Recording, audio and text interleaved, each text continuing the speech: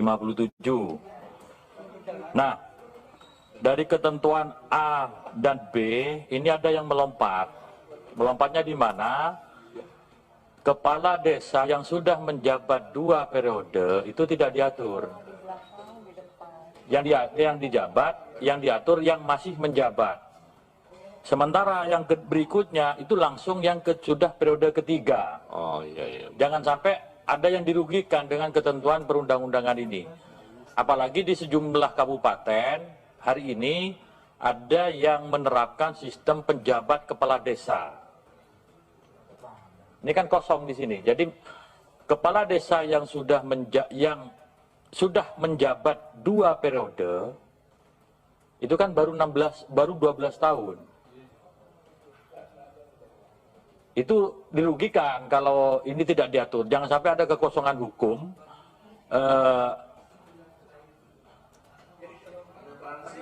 Iya. Ada transisi. Ada kepala desa sudah menjabat 2 periode. Kalau di sini pengaturan ini dia nggak bisa mencalonkan lagi. Dia baru stuck di 12 tahun. Yang setelah selesai, ini banyak yang ada. Jadi yang setelah selesai dia menunggu jadwal pilkades karena hari ini dijabat oleh seorang penjabat kepala desa.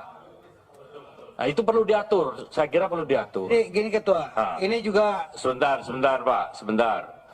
Ini teman-teman TA bisa memahami toh? Bisa? Iya. 6 kali 2. Langsung rumuskan sekarang sambil teman-teman yang lain. Silakan Pak Supriyansa. izin Ketua, memang ini menjadi perbincangan oleh kawan-kawan kepala desa di daerah tentunya, terutama menyangkut masalah yang disampaikan Pak Awi itu bagi kepala desa yang 2 periode, maka kalau 2 periode ini dia akan rugi 3 tahun sebenarnya, karena kalau 19 kan 6 tambah 6 berarti 12 tahun kan, 12 tahun. Kalau digunakan undang-undang yang baru 9 tahun maka melebihi. Nah kalau dia ditambahkan di periode keduanya menjadi berapa itu 9 tahun berarti 6 ditambah 9. Kalau berlaku undang-undang ini kepada mereka yang sekarang menjabat, maka tanpa pemilihan dia langsung lanjut menjadi 9 tahun di periode keduanya. Keuntungannya apa? Keuntungannya dia menambah jabatannya tanpa pemilihan. Kekurangannya apa? Kerugiannya dia stop di tidak mencapai 9 tahun itu. Jadi dia hanya menjabat berapa tahun itu? 15. Jadi memang ada plus minusnya.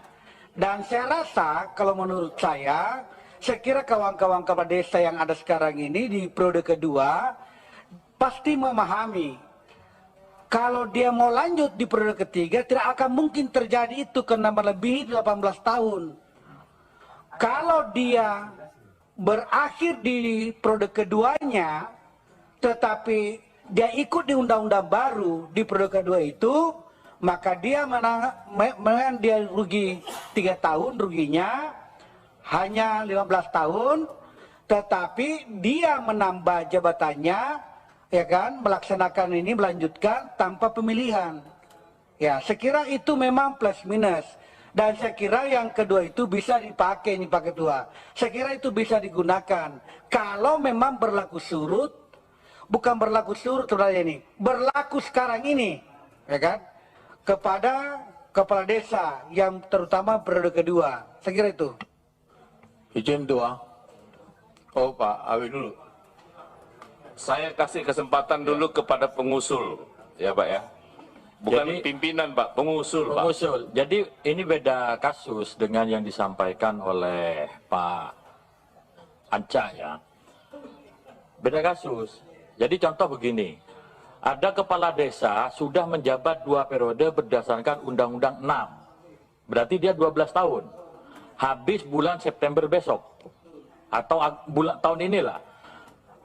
Tahun Agustus, bulan Agustus misalkan. Dia 12 tahun karena menggunakan Undang-Undang 2, Undang-Undang 6 2014. Kalau pakai norma ini, dia nggak bisa mencalonkan lagi. Sementara kita kasih yang kepala desa periode yang ketiga, itu melampaui 18 tahun. Sementara yang ini hanya 12 tahun. Nah, rasa keadilan kan harus diterapkan di sini. Nah, maka usul konkret yang sudah habis masa jabatan 2 periode itu dapat mencalonkan kembali menyesuaikan undang-undang yang baru. Wah. Karena memang faktanya banyak seperti itu. Karena perlakuan kita di huruf B, ya perlakuan di huruf B itu sangat istimewa. Karena periode ketiga bisa ditambah. Sementara ini selesai periode kedua, tidak bisa periode yang ketiga. Maka harus di peralihan ditampilkan, diatur. Jadi yang sudah 2 periode menggunakan Undang-Undang 6 itu bisa mencalonkan kembali menyesuaikan dengan undang-undang ini. Nah, ya namanya, loh, ini kan huruf B-nya juga lebih. Dia sudah periode ketiga nih. Taruh gini, kalau huruf B ya saya simulasi begini kira-kira. Kalau yang huruf B, kepala desa yang sudah periode ketiga berarti dia sudah melewati 12 tahun. Taruhlah periode ketiganya dia 3 tahun. 3 tahun, berarti kan 12 tambah 3, 15. Menyesuaikan dengan undang-undang baru. Ditambah lagi 4, melebihi juga. Jadi usul konkret yang sudah 2 periode, habis. Jadi, Mbak, kepala desa dan seterusnya yang sudah menjabat 2 periode, berdasarkan Undang-Undang 6 tahun 2014, dapat mencalonkan 1 kali lagi menyesuaikan dengan undang-undang ini. Kira-kira begitu. Ya, karena kalau yang huruf A itu yang masih menjabat. Atau yang telah. Jadi gini. Tapi belum selesai. Sekarang bagaimana yang sudah selesai menunggu pemilihan kepala desa? Bisa Iya, ini nggak, Pak? kita beri juga dong. Gini Pak, misalkan kepala desa dan anggota badan pembesaran desa yang telah atau masih menjabat. Jadi telah itu yang sudah 2 periode. Jadi bisa mengcover yang existing menjabat sekarang dan yang sudah masuk tahun. Ya. Yang telah atau masih menjabat. Langsung aja rubah mana? Yang telah atau masih menjabat dan seterusnya sehingga bisa tercover itu 1 periode berikutnya. Ini kan yang sudah pensiun 2 periode. Langsung rubah.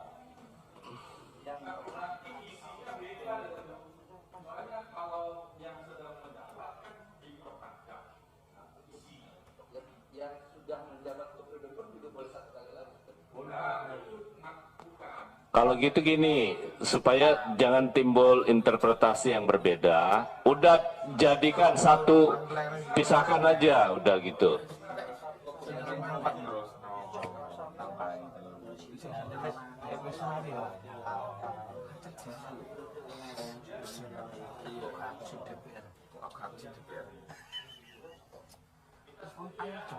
Ya, setuju ya? Setuju. Bang Awi, nah, benar rumusannya. Ya, Habis ini sebelum saya ketok, Ya, Tinggal ahli bahasa itu kata telah atau sudah nanti disesuaikan. ya. Yang terakhir Ketua, di undang-undang ini belum ada ketentuan mengenai pemantauan. Ya, itu terkait dengan pemantauan jangan lupa ya. Ya.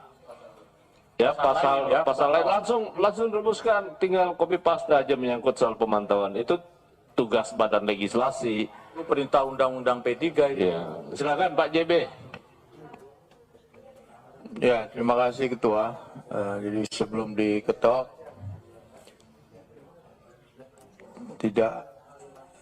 saya tidak pas ya undang-undang yang kemudian mendetailkan begitu detail ya. Ini kan posisi sekarang yang existing, ada kepala desa yang sudah dari 2 periode, 5 tahun atau 3 tahun, ada yang baru 1 periode, ada yang baru menjalani cuman 2 tahun atau 3 tahun. Jadi berbeda-beda. Kalau itu di state 1, maka harus di state semua itu, harus di pernyataan semua yang begitu detail. Nah itu menurut saya jangan di pasal. Saya mengusulkan gini, jadi undang-undang ini berlaku sejak diundangkan gitu ya, diundangkannya sekarang misalnya. Dengan tadi yang kita diskusikan kan 2 periode, masing-masing 9 tahun. Itu di pasalnya. Jadi kalau menurut saya tidak lagi melihat orang ini mau lebih atau tidak lebih. Jadi ketika dia posisinya misalnya 2 periode gitu ya, sudah 5 tahun. Dia menjadi kepala desa itu kan dasarnya Undang-Undang Nomor 6 tahun 2014. Nah sekarang ada undang-undang baru yang mengatur agak berbeda. Karena itu yang tadi detailnya itu ditaruh di penjelasan atau di PP, tapi di pasal ini hanya mengatakan bahwa kepala desa itu 2 periode dan berlaku sejak diputuskan gitu. Jadi ketika ada kepala desa yang ketika undang-undang ini ada, dia 2 periode atau 3 periode, itu nggak dihitung lagi gitu loh. Jadi dia running lagi, itu pilihan gitu. Enggak, tapi nanti kalau mau didetailin jangan di pasalnya, tapi di penjelasan gitu. Jadi tidak rigid betul, karena posisi kepala desa yang existing sekarang itu bermacam-macam Pak. Ada yang sudah di 2 periode, dan ini kan juga nanti dia tarung lagi, bukan otomatis dipilih kan, bisa juga dia, kalau dia disukain rakyatnya kan why not gitu. Kalau dia jadi kepala desa mulai nggak disukai, pasti dia nggak dipilih gitu. Tanpa harus kita batas-batasi, dia nggak akan terpilih lagi. Jadi ketika ada kepala desa, ya tapi nggak usah tepuk tangan. Ini usulan yang menurut saya masuk di logika gitu ya. Jadi tidak dibatas-batas. Kalau mau detail itu jangan di pasal, tapi di penjelasan atau di ini, apalagi nanti kan kita dengan pemerintah juga belum tentu pemerintah setuju. Jadi usulan saya konkretnya itu tadi 2 periode berlaku sejak diputuskan. Kalau diputuskannya besok ya berlaku sejak besok. Nah ketika ngukurnya ya itu tadi, kepala desa yang sudah 1 periode 4 tahun, maka dia akan melanjutkan menjadi 9 tahun. Gitu. Jadi dia bisa running lagi kalau kita mengacu pada undang-undang yang baru kan, dia bisa ikut lagi. Nah itu dihitung 1 itu, logikanya dihitung 1, bukan karena diatur detail, bukan. Tapi kalau kita mengacu pada undang-undangnya, ya bunyinya begitu. Gitu. Kira-kira itu Pak Ketua, terima kasih Pak. Baik, ada yang sama enggak nih? Lain, kalau lain nanti apa? Ini masalah lain Ketua. Sebentar dulu karena Nih, Selesaikan dulu. ini jadi kan begini, itulah pentingnya dalam struktur undang-undang kita adanya aturan peralihan. Jadi aturan peralihan itu memang penyimpangan dari ketentuan batang tubuh di dalam satu undang-undang, perlakuan khusus.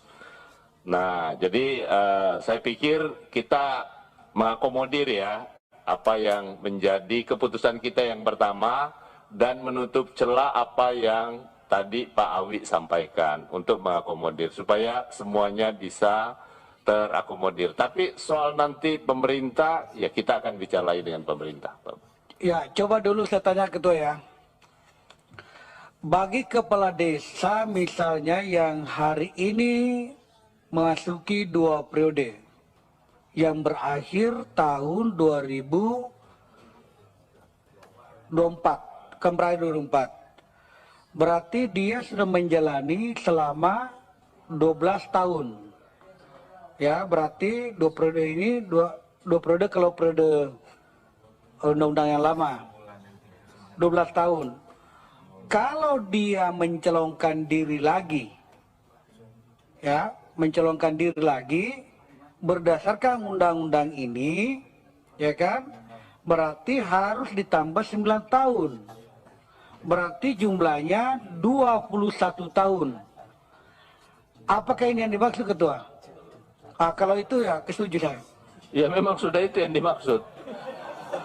Kenapa itu ditempatkan di aturan peralihan? Aturan umumnya 2 kali 9. Itu di ketentuan di batang tubuh. Karena ada aturan peralihan memungkinkan untuk lebih dari 18 tahun.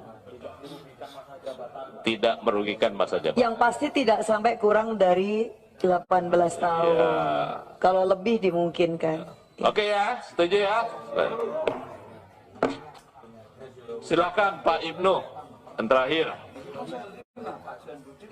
Terima kasih Ketua. Ini barangkali hanya mengingatkan kalau sudah ditampung di dalam pasal-pasal juga terima kasih. Tentang pemantauan. Jadi misalnya kan ini kan banyak pasal-pasal yang mengamanatkan diatur dalam peraturan pemerintah, diatur dalam peraturan pemerintah gitu kan beberapa pasal kan mengamanatkan kepada peraturan pemerintah. Ini sebaiknya apa tidak dibatasi pemerintah membuat peraturan pemerintah itu 4 tahun atau 5 tahun atau 3 tahun. Ini kalau belum diakomodir, ini sebaiknya dibatasi supaya undang-undang ini firm karena peraturan pemerintahnya segera dibikin. Ya, terima kasih Ketua. Atau kita buat PP-nya duluan lahir dari undang-undang.